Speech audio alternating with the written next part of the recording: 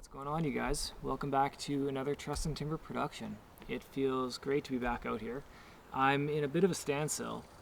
I was short floorboards, and so I don't just get to go to the lumber yard and buy more boards because I'm going to make this cabin completely with self-harvested lumber. So what that means when I'm short boards is that I had to go cut down a tree and buck it up. Now I'm going to let it sit it's been sitting for a couple weeks. Then I'm going to mill it into planks, let it sit again for a couple weeks. Then I'm going to edge it, and then I'm going to finish this floor. And I can't start doing the walls until the floor's down because the side logs go on top of that floor. So I'm in a bit of a standstill. So I decided to make a cabin model. This is going to be a full 2-scale model of the exact cabin that I plan on building with all the joinery, so that you and I have a reference on how all these pieces are going to fit together, and I can get your insight on everything that I plan on doing before I start doing it. So in case I am going the wrong direction, you guys can lead me back on track. And I didn't have a table to put it on, so that became a challenge. I decided to get out here and see if I could build a table from a single tree in a single day. And I think it turned out pretty good. It looks a little visually top heavy, but that is by design. I want to be able to pound on this and use it as a workbench, as well as sit and have a nice dinner around it. So I think it's going to serve its purpose. But before we get into the cabin model, I need to thank the sponsor, Skillshare. I am really honored that Skillshare wants to sponsor this video because I'm always about learning new things and expanding my own capabilities. And I'm also always about trying to help other people improve their abilities, improve their skill set.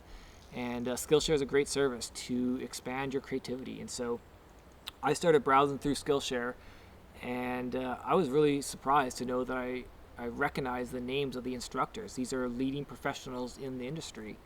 And I just went into the staff picks. I started browsing through. I opened one on drawing and design, and then the one that really sucked me in was how to make merch with Draplin.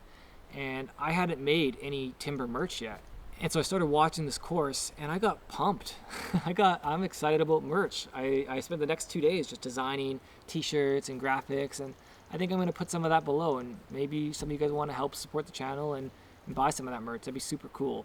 But I just had a lot of fun making it, and I'm definitely going to go back to Skillshare and keep watching more courses. Despite having been a professional photographer for over 10 years, there's still more to learn. There's more to learn about design. There's more to learn about running a business. There's going to be more to learn about drawing. All these different things that are going to help me be a better, well-rounded professional are there on Skillshare to learn. So I highly recommend you guys check it out.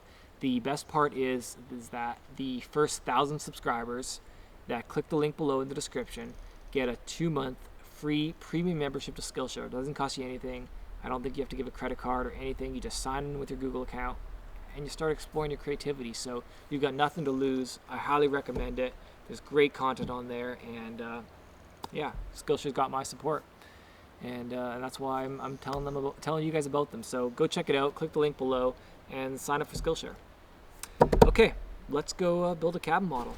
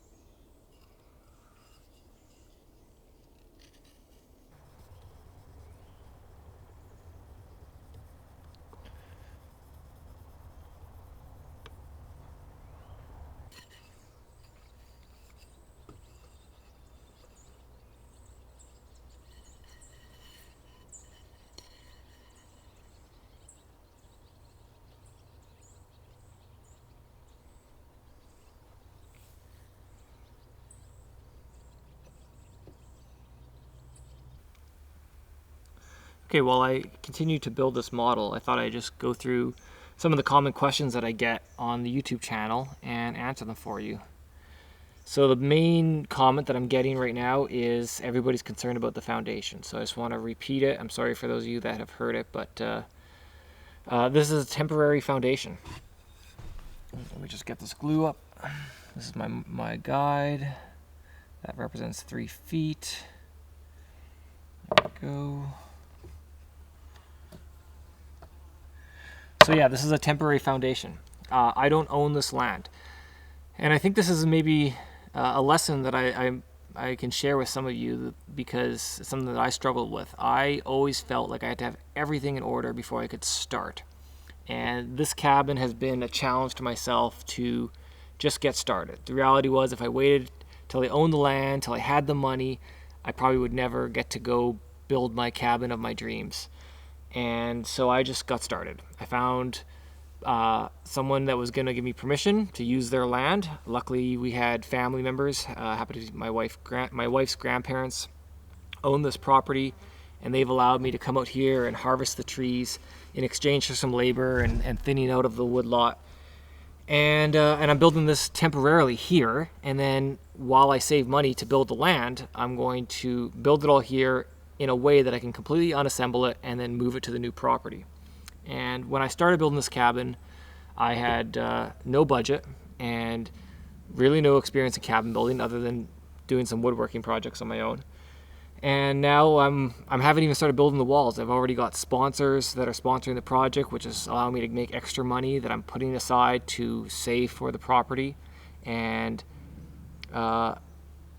yeah, everything's starting to go together as planned. A lot of the resources that I need, the hardware, the bolts that I needed, companies have supplied me. So if I hadn't just got it started, I would still just be wishing that I was able to afford to build a cabin of my dreams. And instead, I just got started and things are just falling into place. So I think that's an important lesson for me to take forward in everything that I do, as well as maybe share with some of you that are thinking the way that I used to think, that, oh, I can't afford this, or I don't have the opportunity to do that. You just get going and figure it out as you go, because if you wait for everything to be perfect, you'll never make it happen.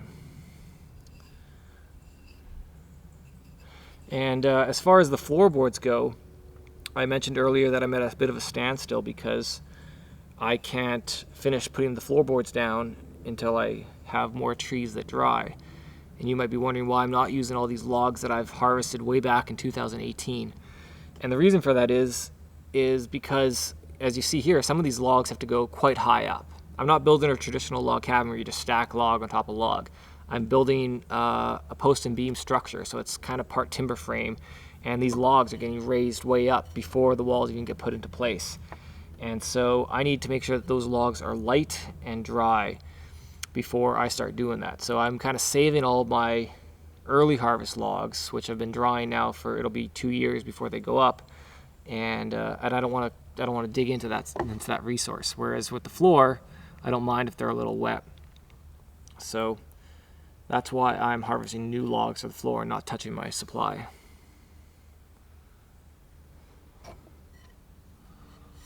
Better mark it.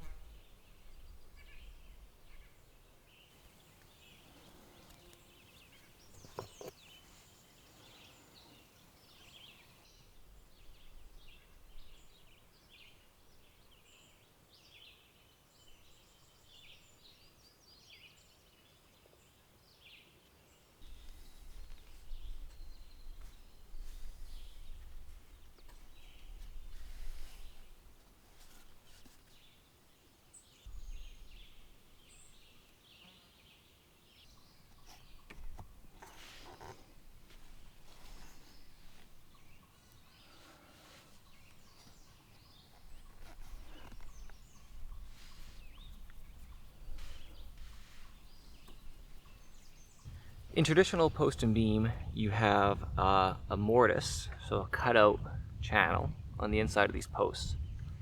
And the infill wood walls would have a tenon that comes out and sticks out the end of the wall piece. And that tenon slides into that mortise. But it felt a bit too tedious to cut that much mortise and tenon for the model. So I just went with this notch style. And I'm really actually quite liking it and thinking maybe it might be what I use for the actual cabin. So if any of you have any reasons why I shouldn't do that, let me know. But what I like about it is that because I'm going to be moving this cabin, I feel like it's going to be a lot easier to take the pieces out later rather than a tenon and in a mortise is going to, once you pound that in there, it's going to be quite tight and it may be hard to lift these up, especially if the cabin expands at all. If the wood expands because of moisture, it might be really tight. Whereas this, I think if I just put them in there and then bolt them down, I'll be able to take those bolts out and just pull the pieces right out when I go to move the cabin. This might actually be the process in the actual cabin. This is why building the model is so fun, is you're learning all the different approaches and techniques and seeing how things could work, what works, what doesn't work. I highly recommend if you're going to build your own cabin to make a model. I'm really enjoying this process. So one of the things that gets brought up a lot in the comments is people think I'm going to hurt myself by moving these heavy logs. So one of the recommendations has been to get a timber cart, and I have looked into them. There's a really nice timber cart that a guy makes. I think they're like $800 or maybe that's US.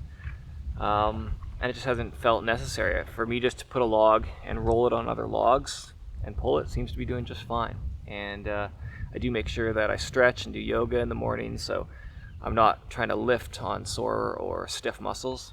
And I've been pretty active my whole life, but I used to play a lot of sports, and so I did always have pain in my back and different muscle problems. And to be honest, now at the age of 35 and working on this cabin and stretching and doing yoga, I feel in better shape than I ever have. I've got no sore muscles, no sore back, and I'm feeling great, and I'm taking it easy. So it may look like I'm working hard, but I'm being careful, I promise. So thank you for your concern, but don't worry, I'll be okay.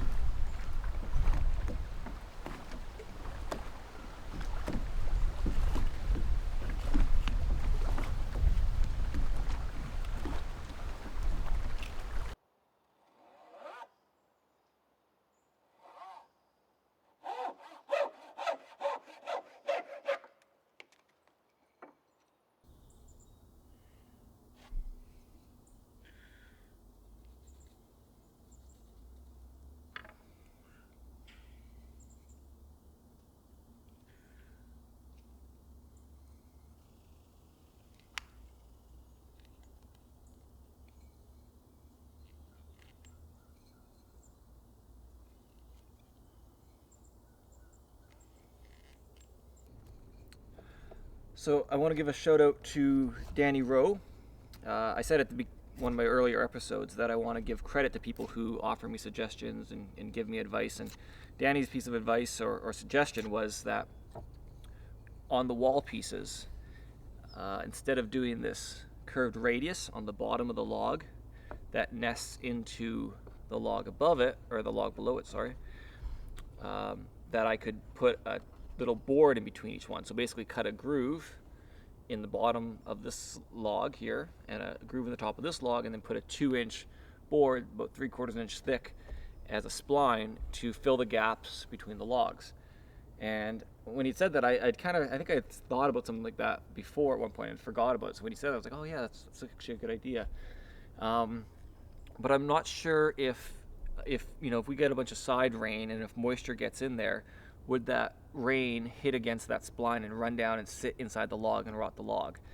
The benefit to this method, where you just curve it out, is if rain does get in there, it's just going to hit that log below it, and it's all rounded. That's just going to run out, and the moisture continues to run out of the logs and doesn't sit in the logs, which would rot the logs. So the benefit to that technique is that I would use less logs. So instead of having to curve and carve the logs down, there would be a bit more space between the logs because that spline would be in there, which means I would use less logs. So curious to know what the rest of you guys think. Do I do the curved radius with the walls, or do I do the spline? Or with a lot of traditional log cabins, they wouldn't do either. They would just let the round log sit on the round log, and wherever there's that gap between it, you would just fill with chinking. But I don't want to chink the cabin because I want to be able to move it at least the first time and possibly again. So I prefer not to do any like chinking in between, chinking is a filler between the logs, often just made with like a concrete or a lime, and that eliminates any of the gaps. But I prefer that we go with the no gap option right from the beginning. But let me know your thoughts. I'm curious to know what you guys think and how I should approach the walls. So again, the objective is to make a wall that is gapless without having to use chinking. So I guess I should probably discuss my joinery a bit here.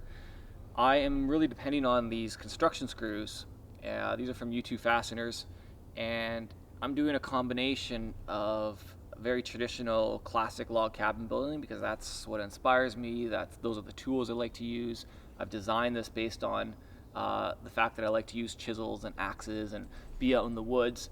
But I also want to make something a little bit more modern with big windows. And so merging these classic techniques with modern technology is allowing me to think differently. And I believe that, at least my philosophy is, if I'm going to spend all this time making these videos and editing these videos and putting it out on YouTube, I want to bring something new to the mix. I don't really get inspired by making something the way that someone has already done it before. So sometimes things I'm doing might seem a little bit crazy, but it's because I'm trying to go a new direction that I haven't seen before and bring something new to you guys and some new ideas and inspire you guys to think differently. So that's partly the inspiration behind the cabin is just trying to develop new ideas, mixing old technology with new technology and creating something new and original.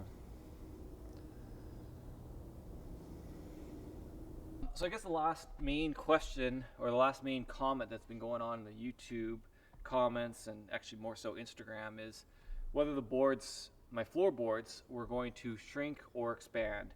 I had furniture makers give me warnings of caution, saying, be careful, you got it so close together, they're going to expand and they're going to buckle.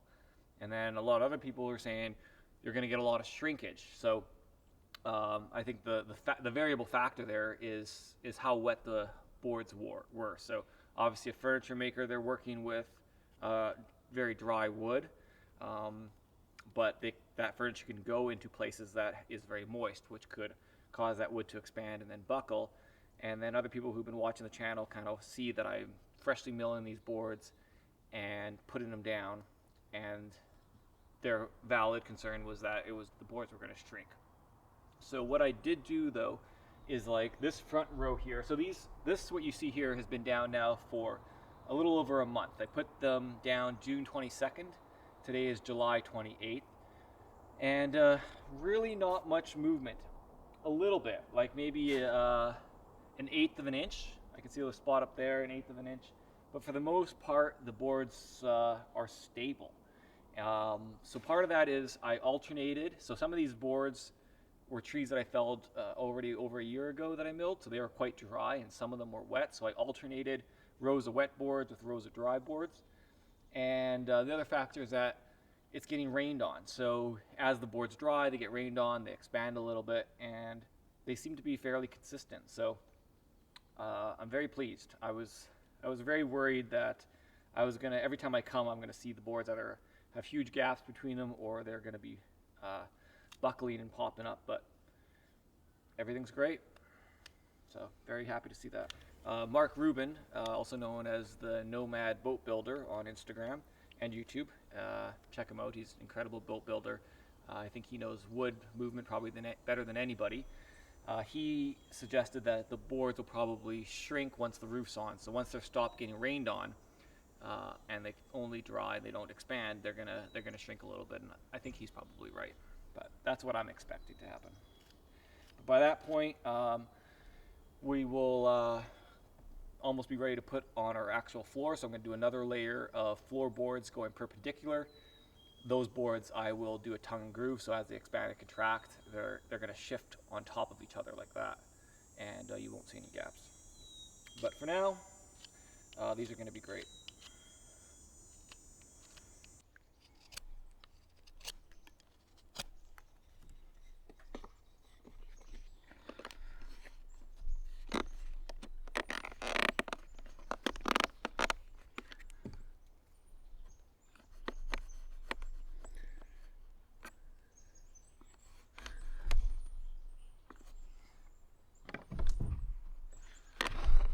I gotta be pretty honest here. I'm doing a lot of fitting and adjusting,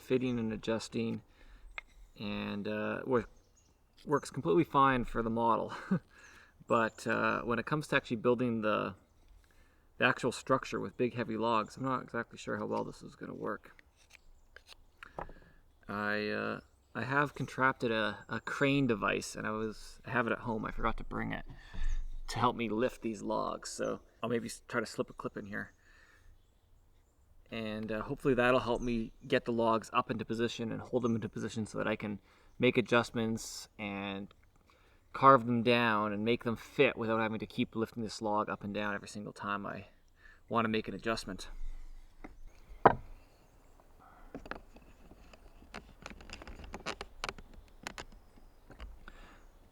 So as I'm putting in this last wall piece, I'm remembering that I had planned on putting a big window there and a big window on that side, and I just got in my zone carving away, and I just filled in the full walls. But now I'm also thinking I'm not going to have much shelf space and wall hanging space, so I might just leave this a solid wall. This way we can hang towels, have some shelves for storage above the bathtub. We're going to have a little storage unit underneath the bathtub as well, but we'll leave the wall solid for now, and I can always cut them out later. It is nice to have storage space, and we are going to have plenty of light. I just like the idea of being able to look every direction, so we will see later how it all fits.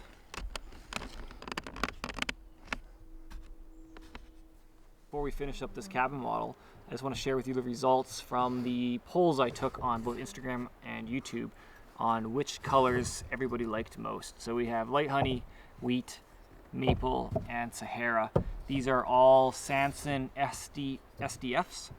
This is a product that I've used before my woodshed.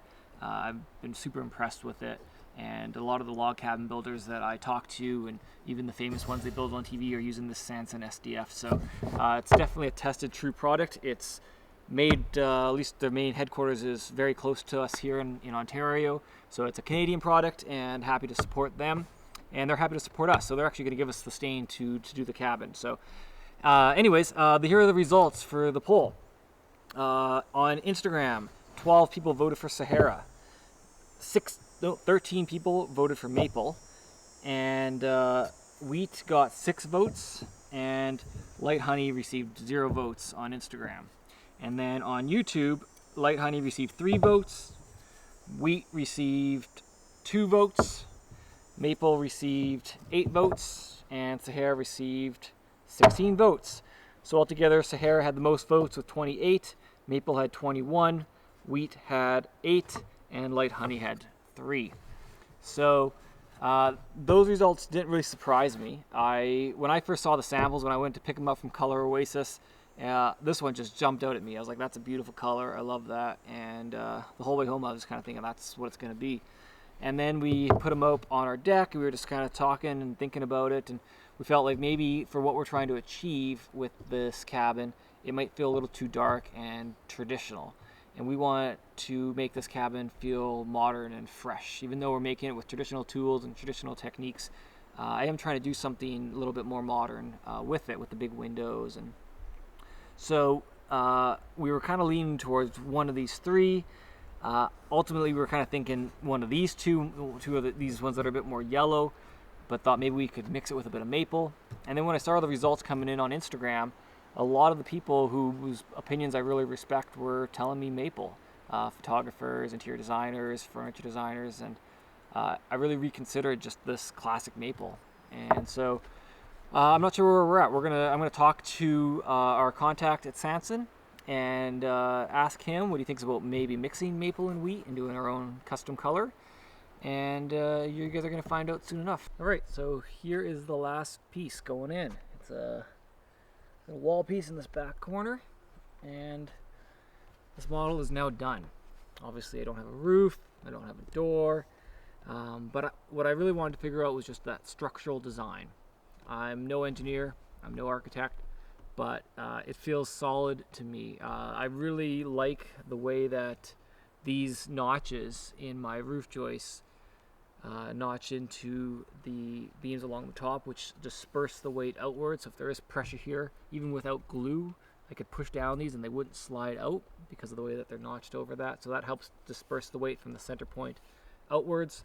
And the 4 big windows look really great in the front. I got 2 windows in the back.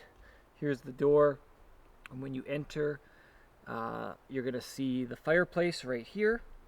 It's going to be a little stump coffee table, 2 chairs, got a little stack here for firewood, hang our coats, some axes on the wall, that kind of stuff.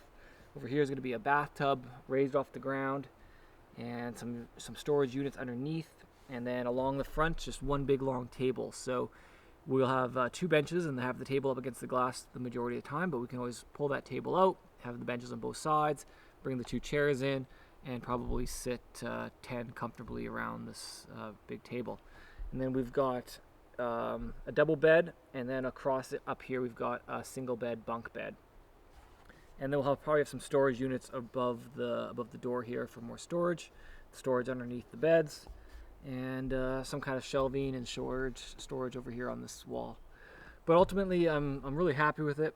It's going to be a challenge. I don't still know exactly how I'm going to make this.